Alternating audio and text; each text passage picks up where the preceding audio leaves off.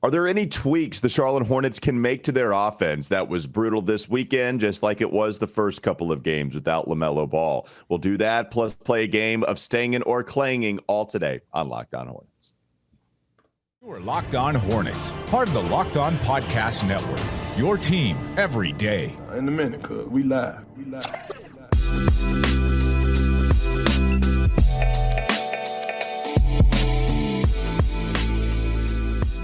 It's Locked On Hornets, a part of the Locked On Podcast Network. It's your team every day. Thanks for making us your first listen. We're free and available anywhere you get your podcast. Today's episode is brought to you by PrizePicks. First-time users can receive a 100% instant deposit match up to $100 with promo code Locked On. That's PrizePicks.com, promo code Locked On. I'm Walker Mail. Find me on WFNZ from 12 to 3, and that's Doug Branson. Find his Substack, Every Hornets Boxscore, on everyhornetsboxscore.com. And you can also listen to him laugh at me for, I think, like the first 30 seconds we're into the show for some reason. No, I wasn't. I'm sorry, I wasn't laughing at you. Sometimes I don't listen to you a lot when you're talking, right? So I'm just really just thinking about things that I'm thinking about.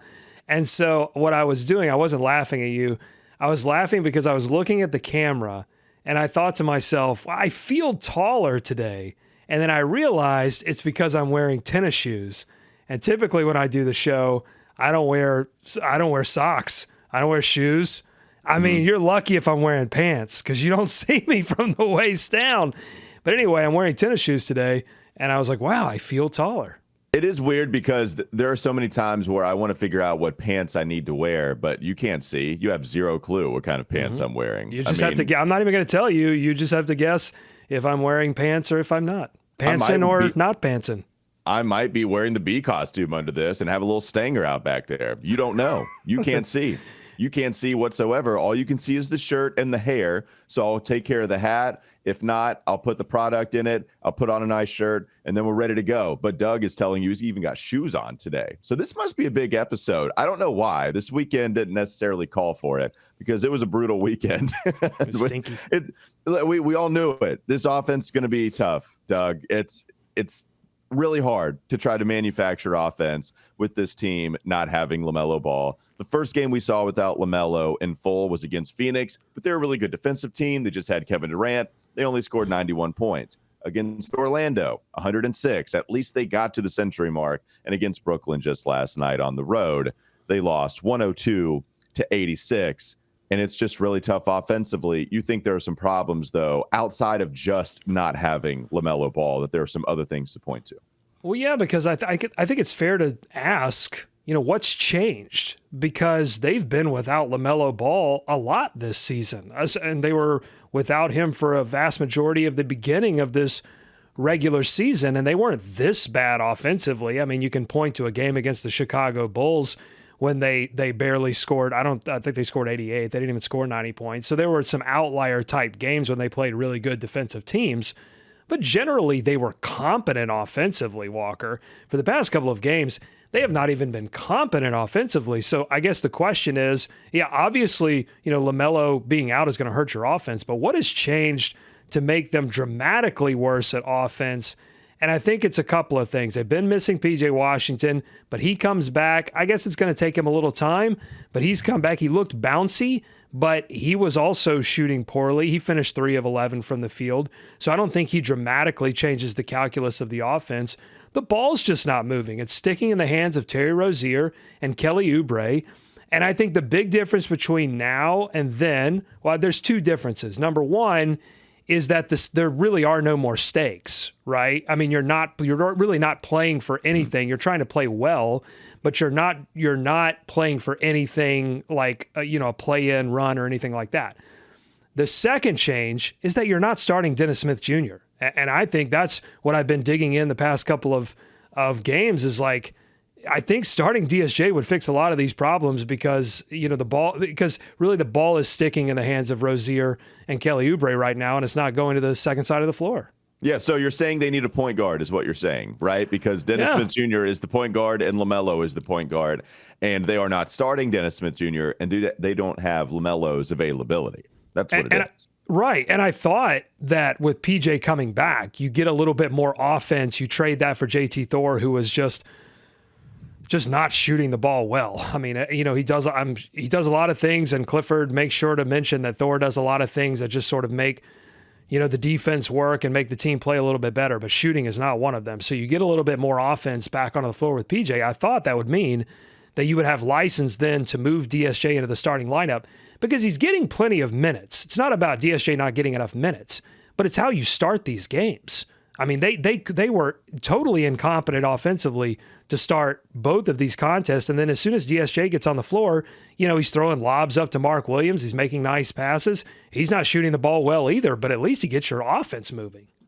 Yeah, and you mentioned the slow starts, by the way. That's exactly what Steve Clifford talked about against Phoenix. You saw it again against the Brooklyn Nets in this game. I want to see the first quarter outcome against the Orlando Magic. They lost 31-26. I mean, just a 5-point deficit there. But the other two games I mentioned did have some pretty slow starts. And you're right. Dennis Smith Jr., 6 assists in each of his last 3 games. I believe there was a 7 assist total in the game he played before the 3-game stretch of 6 assists. We know that this is someone that has had that ability all year, right? Like if you look at his assist numbers off of the bench, they've been good. The shooting, it dramatically declined after a nice start at the beginning. He was also injured. And so when he came back from his injury, Dennis Smith Jr.'s shot never really did. If he's going to have a nice scoring game, it's going to be him driving. It's going to be him getting to the rack, maybe even putting a few nice dunks on you. But that's what DSJ can do. The other part about this, Doug, is it's all about Mark Williams. If you are one Hornet fan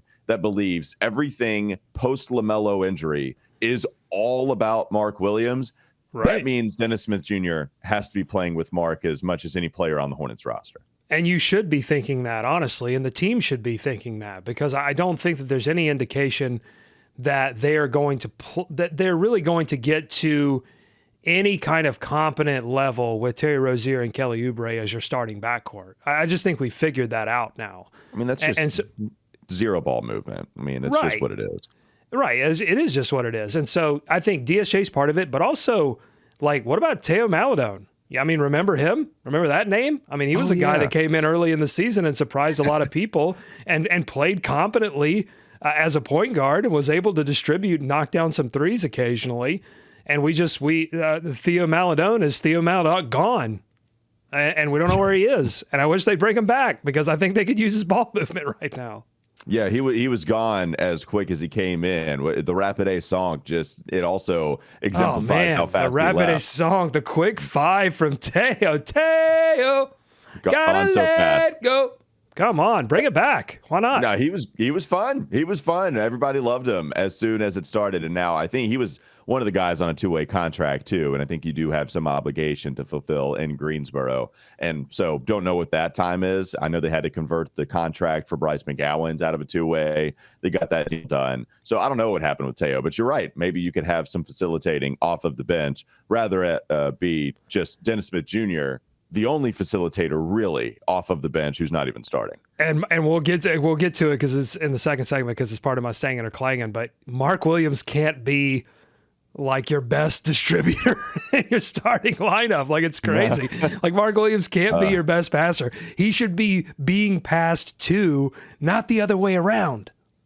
Yeah, that's a glass half full, half empty thing. It's like, oh, that's great. He's really improving as a passer. But, man, we've also had backcourt players in the league for 7-8 years. So, Mark Williams probably should not be that. But the passing is there. I do think the improvement is pretty visible from Mark there. Walker, one more thing.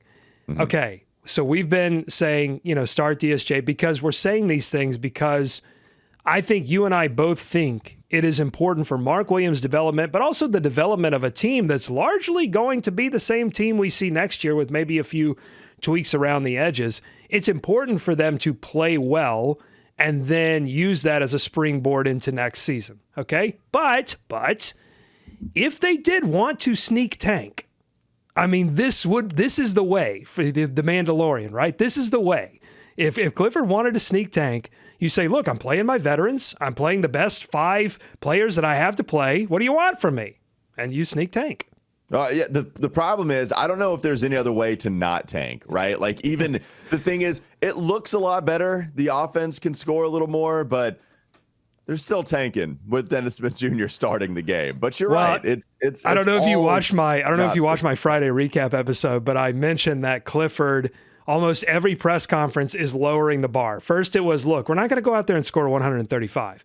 All right. And then the next game it was, look, we're not a team that can go out and score 125. And let me just say, Steve, I see you. Yeah. I hear you. I appreciate you because I'm all about lowering the bar, baby. You just sneak it in there. You say, look, I'm going to do, I'm going to be here for 5 shows a week. And then I'm like, Walker, I got to take a day off, but don't worry. It'll be the last one I take. And then suddenly I'm taking 3 days off a week. I hear you, Clifford. I see you. I love your game. There you go. All right, that is the one Steve Clifford now lowering the bar. We're going to lower the bar as the show goes on as well. That's what we're going to try to do so we can reach it and reach our goals. Coming up next, Locked On Hornets. Don't go to sleep on the Hornets just yet. We're going to discuss Stangin or Clangin. We got another game. Don't know how many things. I think we got 4 of them, and then I'll include a couple here. But Mark Williams, Stangin or Clangin, and we also have an addition from Doug going to a kid's birthday party. So stick around and listen to all of that. This episode is brought to you by PrizePicks. You can pick 2 to 6 players, and if they score more or less than their PrizePicks projection, you can win up to 25 times your money on any entry. And there's no competing against other people. It's just you versus the projections available. They offer projections on really any sport that you watch. That includes the Big 3, the NBA, NFL, and MLB. It also includes men's and women's college basketball, even Euro basketball, disc golf, soccer, esports, NASCAR, all that good stuff. Entries can be made in 60 seconds or less. It's that easy. You also have safe and fast withdrawals, and they're currently operational in over 30 states and even Canada. So download the PrizePicks app or go to prizepicks.com to sign up and play daily fantasy sports. First-time users can receive a 100% instant deposit match up to $100 with promo code Locked On. If you deposit $100, PrizePicks gives you $100. If you deposit $50, they give you $50. You get the idea by now. Don't forget to enter promo code Locked On at sign up for an instant deposit match up to $100. More Locked On Hornets coming up next. This is Locked On Hornets. I'm a fantastic Googler. I'm bad at logging in. If they were to do sort of a scouting report of me and my ability to use the internet. Todd. Yeah. Excellent Googler, not a very good guy that's logging in. Very good at interrupting the host anytime he's trying to go on a rant. It's time for more of the Locked On Hornets podcast.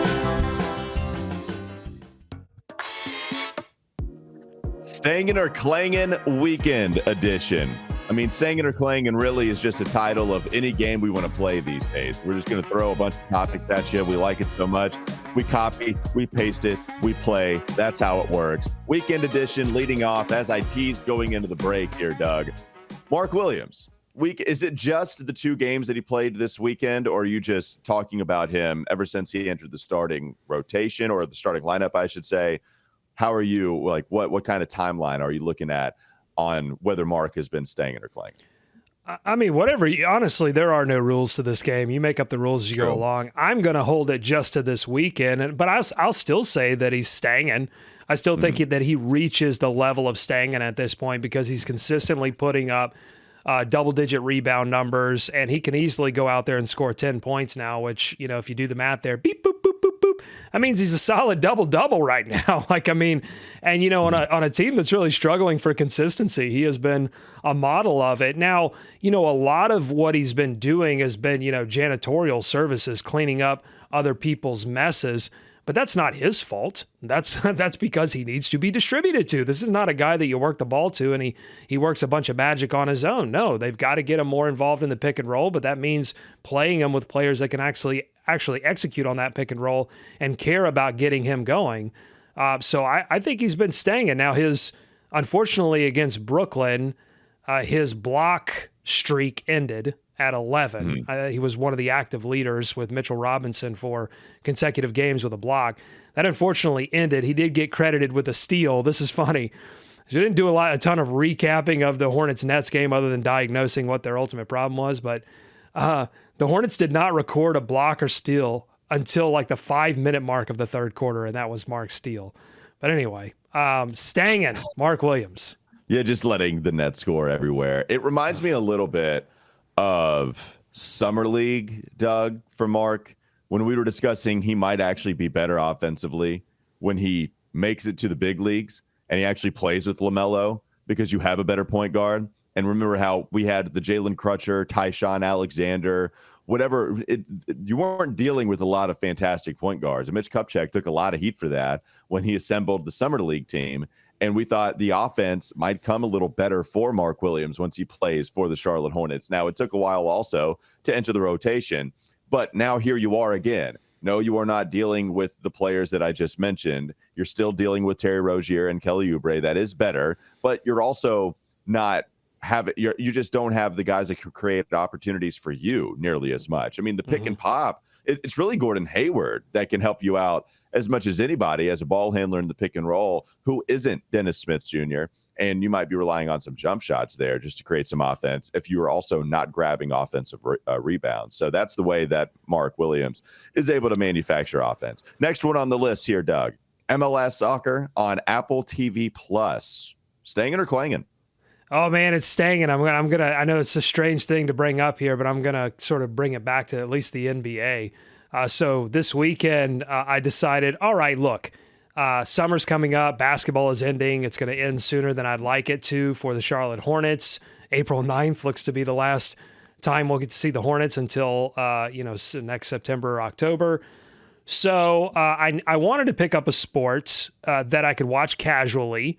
And I've kind of weaned myself off of the NFL for a number of reasons that we don't have to get into on this show. But so I decided, it's not worth it. So I decided to take a look at old soccer. Soccer's always sitting there. I watched the World Cup. I got excited about the World Cup. And Apple TV Plus is doing this whole thing where you sign up. It's really easy. And then you get all access to all the games.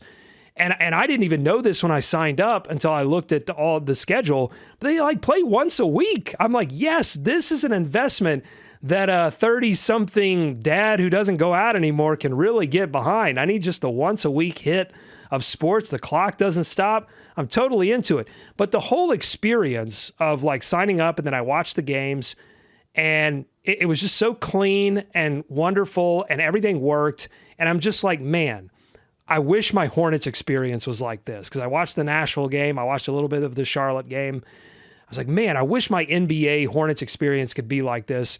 And this all has to do with sort of the death of the RSNs. It is coming. They are going bankrupt, and it couldn't come sooner, honestly, because I'm sure all of the people that have jobs with the RSN are going to get picked up by the NBA or whatever streaming service decides to take over these NBA rights at some point.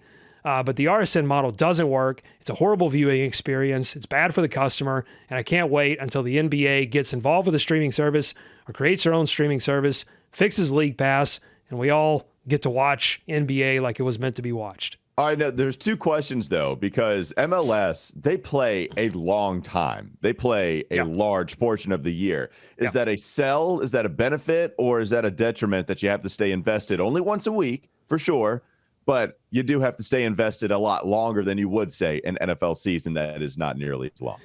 Yeah, I'm not certain. I'll report back on that. I really don't know what I'm getting into, honestly, but I've paid for the season. I went ahead and paid straight up, and I said, all right, I'm going to get involved here. I'm going to see what this is all about. But I think if I'm not mistaken, they stop and play some tournaments. I don't know. Listen, soccer's weird. I know that, but I'm gonna hang around and see what this whole deal is about.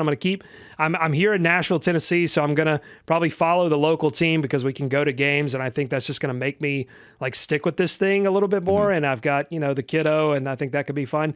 But I'm gonna keep one eye on old CFC on Charlotte Football Club or whatever it is. So I'm going to keep my eye on it. I'm going to figure this whole thing out. Okay, good. I promise I'm not trying to dominate the show with soccer, but I do think one cool feature that I saw, now I do not subscribe, but I did see one feature they have is that you can choose to listen to the radio broadcast as you're watching the game, which I think is an awesome feature. You don't have to do it. You just give the customer the freedom to do so.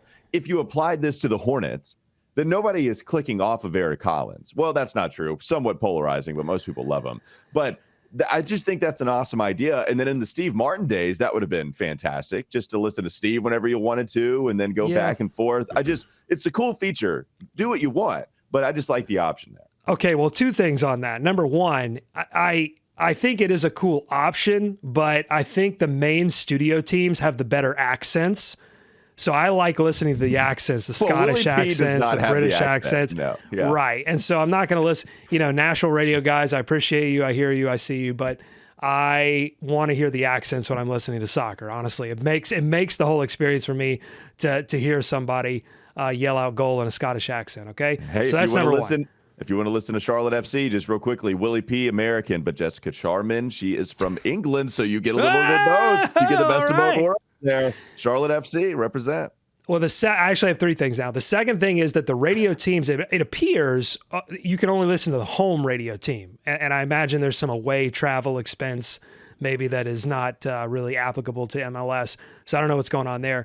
The third thing is that the NBA and the League Pass actually do allow you now, if you pay for the premium. So this is the whole problem. Like MLS, soccer, Apple TV, it's one fee and you get everything. That's what I want. So this premium thing on League Pass does allow you to watch the studio broadcast of the Hornets. Again, you can't, obviously blackouts are a thing in the NBA. They're not in MLS. That needs to change as well.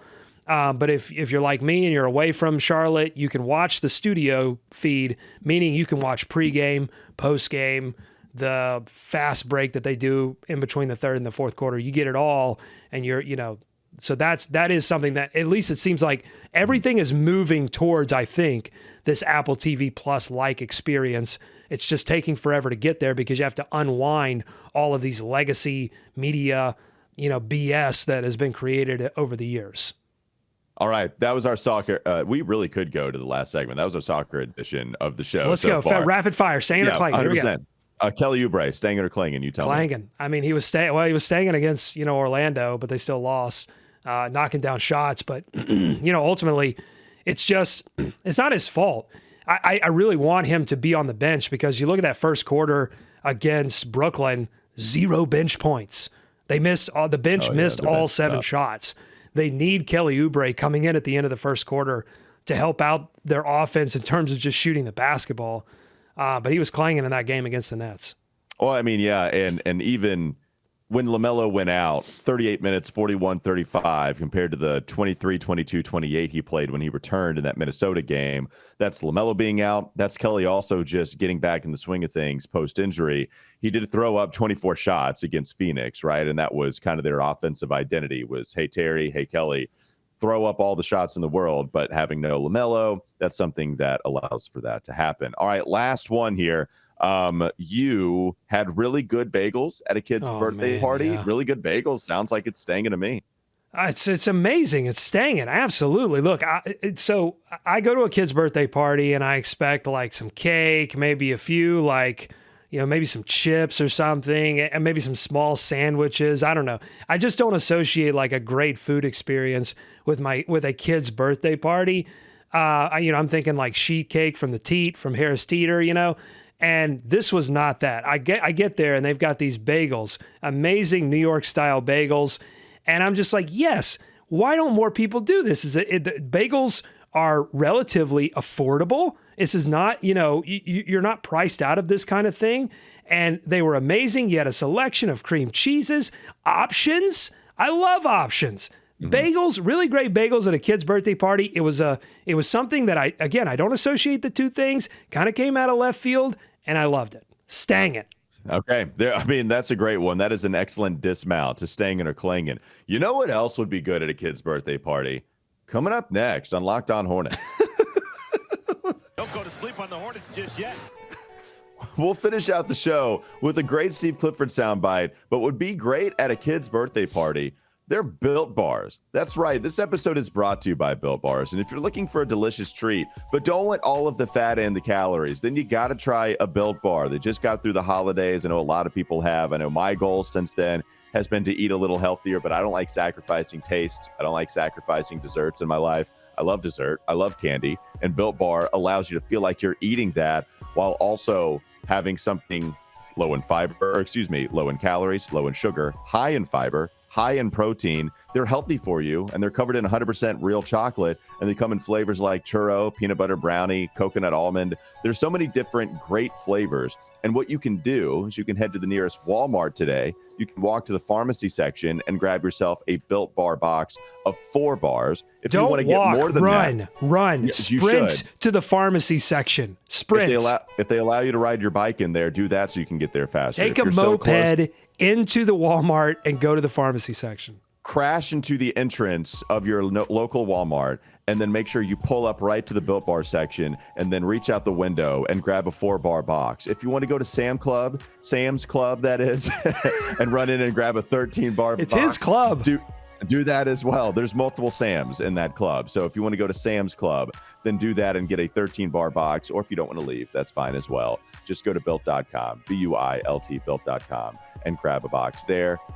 Fantastic flavors all across the board, covered in 100% real chocolate. One more segment to go. Locked on Hornets. Is Locked on Hornets.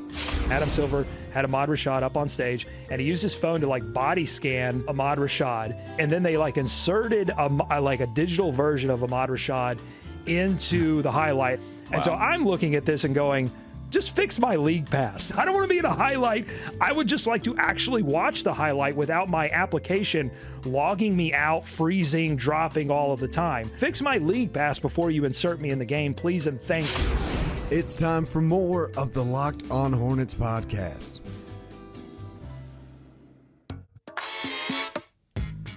We have another addition to Stangin or Clangin. You wanted to mention real quick, Doug? You thought of a Stangin? Well, I just have to say, Stangin, our respiratory systems, right? I mean, you and I feel like we're essentially phlegm-free. We've been phlegm-full over the past couple of weeks. My energy level is all the way back to 100%. In fact, I think it's rubber banded. I'm at 120% right now. I'm ready to go. I just want to tell all the fans out there, I'm back, baby.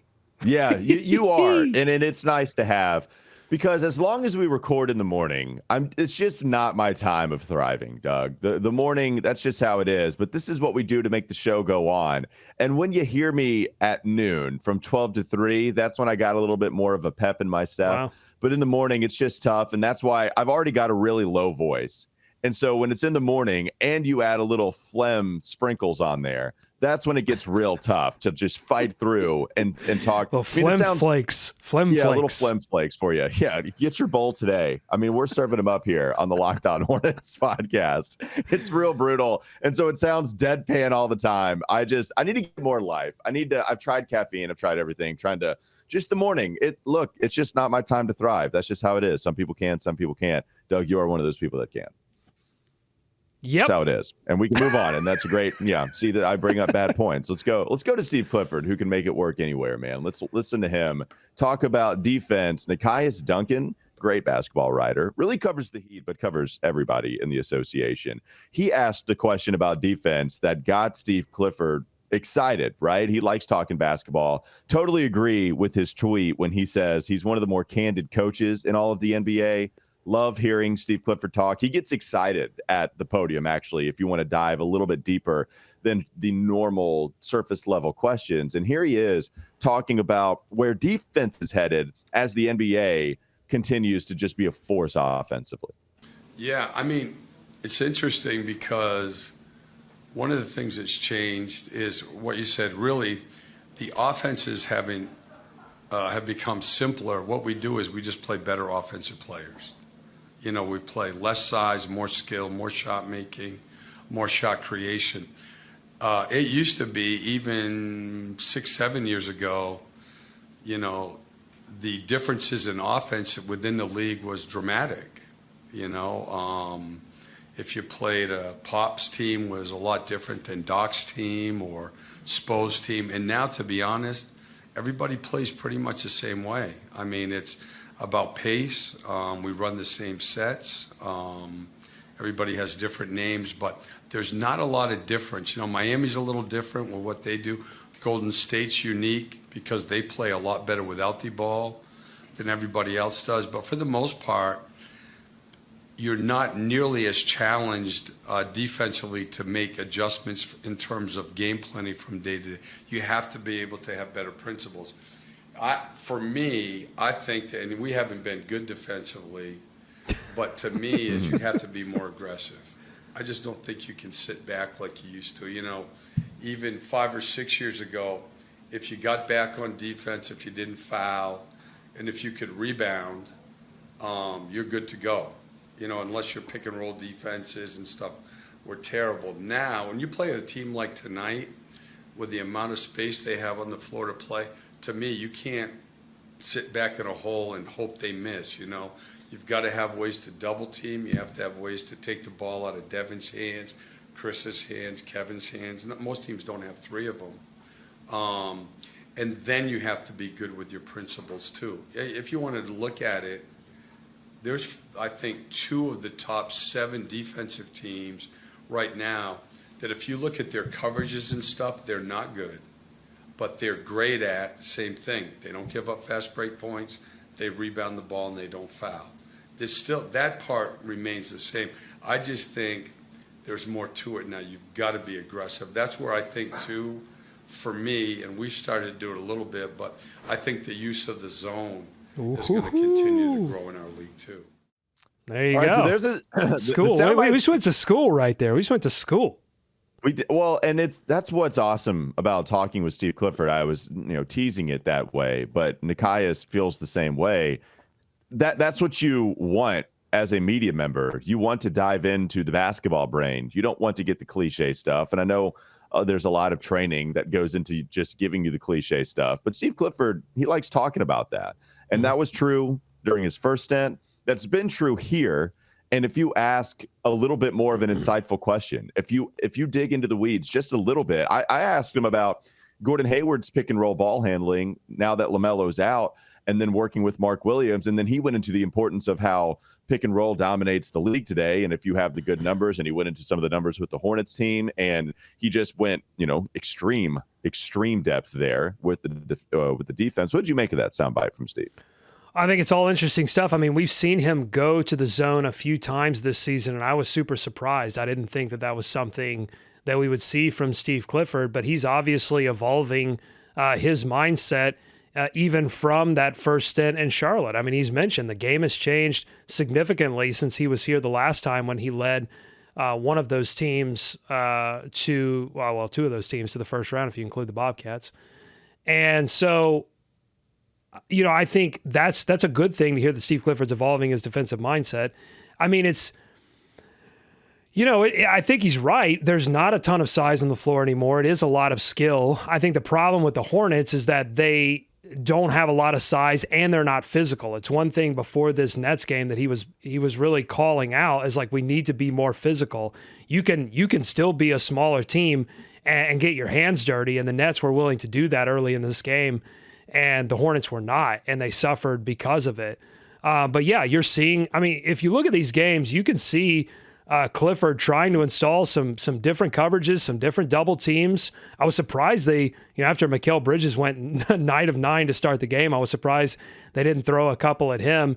But you go back to that Phoenix game, and they were just like, look, all right, we're going to try to take away Devin Booker. Every time he touches the ball, double team. And then what do you do out of that double team? How do you react? Whenever the Hornets double the Nets was just so good at moving the ball. Like it was beautiful to watch, but also made me angry to watch how good the Nets were. Because when you would trap them, even when the Hornets played good defense and rotated out of that trap, the Nets would still, their passes were so clean and so quick, the decisions were so quick, that they had open threes all over the floor.